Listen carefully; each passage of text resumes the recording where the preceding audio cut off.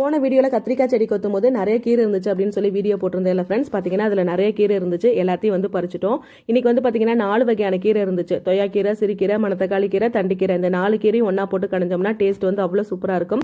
அது இல்லாமல் ஹர்னி இன்னைக்கு நானே சமைக்கிறேன் அப்படின்னு சொல்லி ஆசையாக கேட்டாலா, சரி நீயே செய்டா அப்படின்னு சொல்லிட்டு அப்புறம் பார்த்தீங்கன்னா 2 பேரும் அப்படியே மாட்டுக்கு கூழும் காய்ச்சிக்கிட்டு பேசிக்கிட்டே வெங்காயம் முட்டெல்லாம் வந்து உரிச்சாச்சு. அது அவளுக்கு பிடிச்ச கீரை கடையில் அவள் கையால் செய்யும் போது அவளுக்கு ரொம்ப சந்தோஷமாக இருந்துச்சு. எப்பயுமே பார்த்தீங்கன்னா அவளுக்கு கீரை பொரியலை விட கீரை கடையல் வந்து ரொம்ப பிடிக்கும்.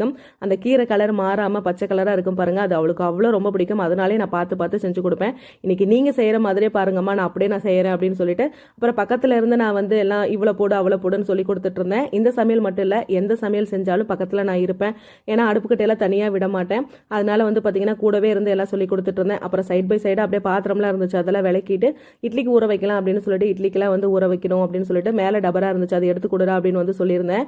அவள் வீட்டில் இருந்தாலே போதும் பார்த்தீங்கன்னா நான் நடக்கல அப்படின்னு அந்த ஃபீலிங்கே வந்து இருக்காது. என் காலுக்கு காலா எனக்கு எல்லா வேலையும் செஞ்சு கொடுத்துட்டு பூனைக்குட்டி ஆட்டம் என் காலை சுற்றிக்கிட்டே இருப்பா. அப்புறம் கீரை நல்லா வெந்துருச்சு. கீரையெல்லாம் பார்த்தீங்கன்னா ரொம்ப நேரம் வேக வச்சோம்னா அந்த கலர் வந்து மாறிடும். கீரையெல்லாம் ஒரு 5 நிமிஷத்தில் வந்து வெந்துடும். அது இளங்கீரையாக இருந்தால் சூப்பராக டக்குன்னு வந்து ஒரே ஆவிலே வந்து வெந்துடும். நம்ம கரெக்டாக வந்து ஆஃப் பண்ணிட்டோம்னா அந்த கீரை வந்து பச்சையாகவே இருக்கும். அப்புறம் கரெக்டாக அதே போலே வந்து எடுத்துட்டா.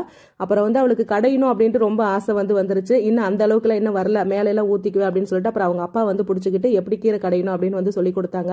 ஓரளவுக்கு வந்து கற்றுக்கிட்டா. 2 முறை சொல்லி கொடுத்தாங்க. கப்புன்னு வந்து பிடிச்சிக்கிட்டா. பார்த்தீங்கன்னா அந்த கீரை கலர் வந்துருச்சு. பிள்ளைக்கு வந்து ரொம்ப சந்தோஷம் வந்துருச்சு. அந்த கீரை கலர் வந்து பார்த்தீங்கன்னா அப்படியே பச்சை கலராகவே வந்துருச்சான். அப்புறம் வந்து பார்த்தீங்கன்னா இன்னைக்கு கத்திரிக்காய் அப்புறம் உருளைக்கிழங்குலாம் எதுவுமே வந்து இல்லை. போதுண்டா, இதுவே நம்மளுக்கு இதுவே அமிர்தம் அப்படின்னு சொல்லிட்டு வீட்டில் காய்ச்சின பசுனை இருந்துச்சு. கீரை கடைகளுக்கு வந்து பசுனை விட்டு சாப்பிட்டோம்னா அவ்வளோ சூப்பராக வந்திருக்கும்.